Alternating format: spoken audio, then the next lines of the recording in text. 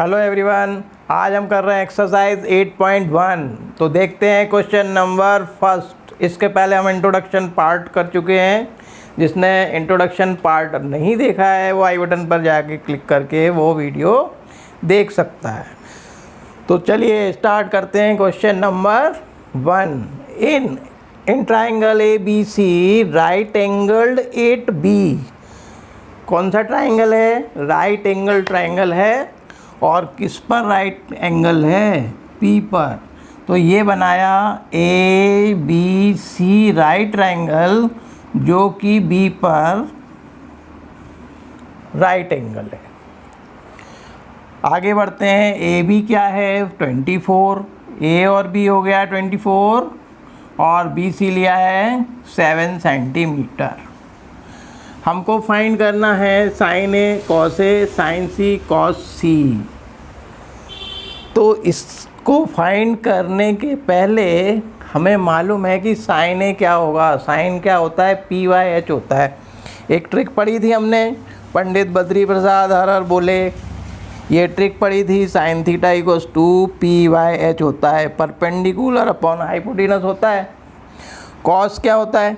Base by hypotenuse.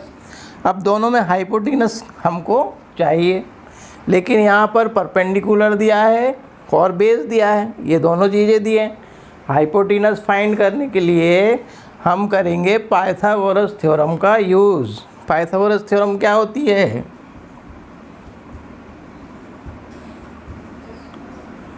ये होती है h square equals to P square plus B square. तो h क्या है? यहाँ पर हाइपोटेनस AC है और परपेंडिकुलर। देखिए जब हम साइन A निकालेंगे तो A के सामने वाला होगा परपेंडिकुलर और ये होगा बेस। तो A के सामने वाला क्या है? परपेंडिकुलर है, मतलब BC है, BC का स्क्वायर हो जाएगा। और बेस क्या है? 24। बेस AB है तो AB स्क्वायर और यहाँ पर वैल्यू रख दी 24 का स्क्वायर। ये बात याद रखना है। 7 का स्क्वायर क्या होता है? 49 होता है, प्लस 24 का स्क्वायर होता है 576। दोनों को प्लस किया 625 आ गया। उसका स्क्वायर, ये स्क्वायर वहाँ यहाँ से राइट साइड में जाएगा, रूट में चेंज हो जाएगा। 625 का स्क्वायर रूट होता है 25। तो ये AC आ गया 25। जब AC हमें मिल गया तो हम साइन ए निकाल सकते हैं। साइन ए की वैल्यू क्या होगी? Sine A equals to perpendicular upon hypotenuse होता है। परपेंडिकुलर ए के लिए परपेंडिकुलर क्या है? BC और हाइपोटेनस सेम AC, तो BC अपॉन AC। BC की वैल्यू क्या है? 7 है, तो हमने 7 लिख दिया है। और AC की वैल्यू है 25, तो AC हो गया 25। तो साइन ए निकला 7/25। इसी तरह से cos A equals to B/H। अब कॉस ए बेस क्या है? यहाँ पर बेस AB है, तो अब हमें निकालना है cos A equals to B/H। तो बेस अपॉन हाइपोटेनस, बेस है AB, हाइपोटेनस AC। AB की वैल्यू है 24, तो 24 पुट कर देंगे। AC इक्वल्स टू 25 है, तो ये आ गया 24/25। अब सेकंड पार्ट देखते हैं। यहाँ लिखा है साइन C। अब ये जो एंगल है C, इसके सामने वाला हो गया परपेंडिकुलर और ये बेस हो गया। अब क्या हुआ?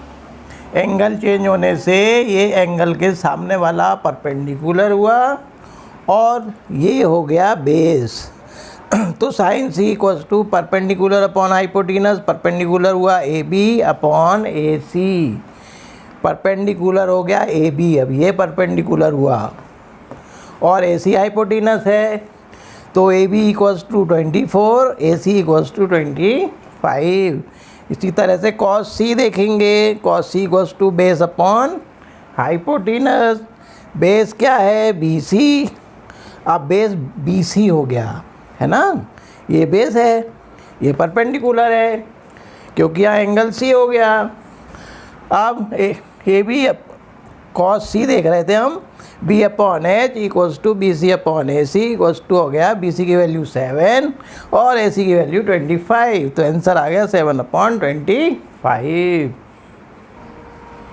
तो करते हैं बच्चों question number 2। In figure find tan p minus cot r और गिवन है पी क्यू कितना गिवन है, पी क्यू गिवन है 12 सेंटीमीटर और पी आर गिवन है 13 सेंटीमीटर। इसकी वैल्यू हमको फाइंड करना है, tan p minus cot r की वैल्यू फाइंड करना है। तो पहले तो हम tan p फाइंड करेंगे। tan p का मतलब ये है कि p जो एंगल है उसके सामने वाला परपेंडिकुलर और ये जो लाइन है ये बेस होगी। तो Q R upon P Q क्या होता है, tan होता है perpendicular upon base, p upon b होता है ना। तो क्यू आर बेस हो गया, सॉरी परपेंडिकुलर हो गया, क्यू आर परपेंडिकुलर है, पी क्यू बेस हो गया। तो tan p हो गया Q R upon P Q, Q R की वैल्यू। अब क्यू आर फाइंड करने के लिए by Pythagoras theorem H square equals to P square plus B square, 13 square ये हाइपोटेनस है, ये 12 square plus Q R square, मतलब हमको फाइंड करना है। तो 13 का स्क्वायर हो गया 169, 12 का स्क्वायर हुआ 144 plus Q R square find करना है। 169 में से 144 को माइनस किया, 25 आया, इसका स्क्वायर रूट लिया तो क्यू आर की वैल्यू क्या आई, 5 सेंटीमीटर आ गई। क्यू आर मिल गया 5।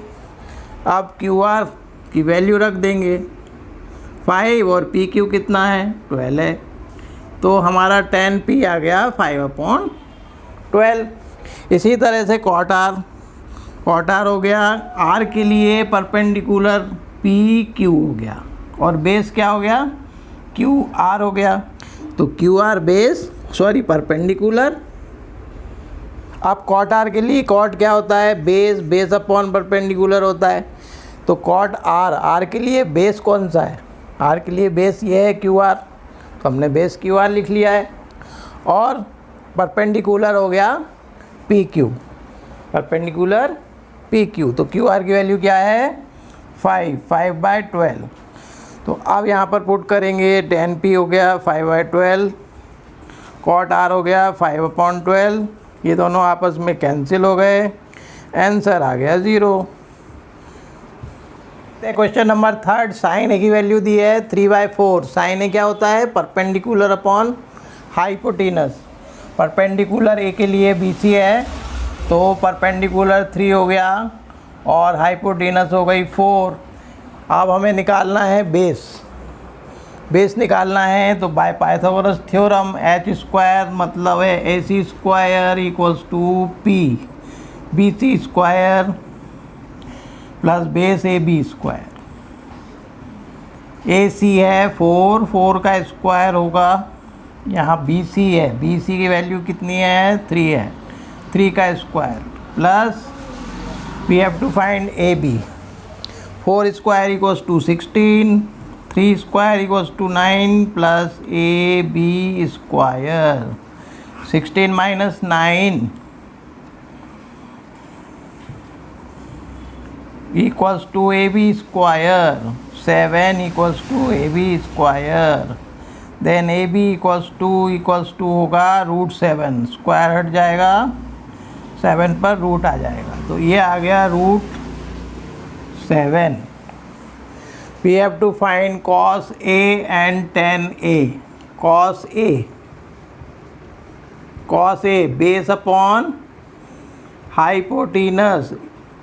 बेस ए के लिए बेस ये है ए बी, तो बेस हो गया अपना ए बी और हाइपोटेनस हो जाएगी ए सी। तो ए बी की वैल्यू √7 अपॉन ए सी 4। इसी तरह से tan A perpendicular upon base, perpendicular है 3, P जो लिखेंगे वो BC लिखेंगे, बेस लिखेंगे AB, BC की वैल्यू है 3 और AB की वैल्यू है √7। आंसर